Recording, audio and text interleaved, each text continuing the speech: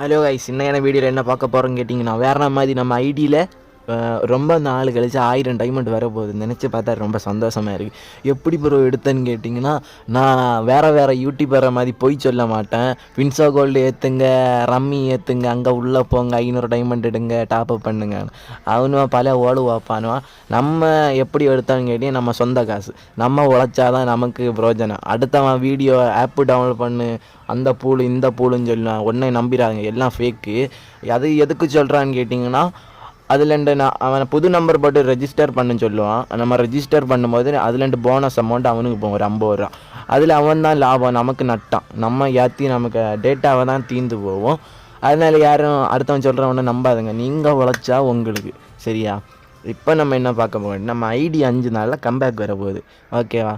ID நான் கரேனாக்கு mail பாக்ஸில் message போட்டேன், வந்துடும். நம்ம அடுத்த விஷயம் பார்ப்போம். Bye guys.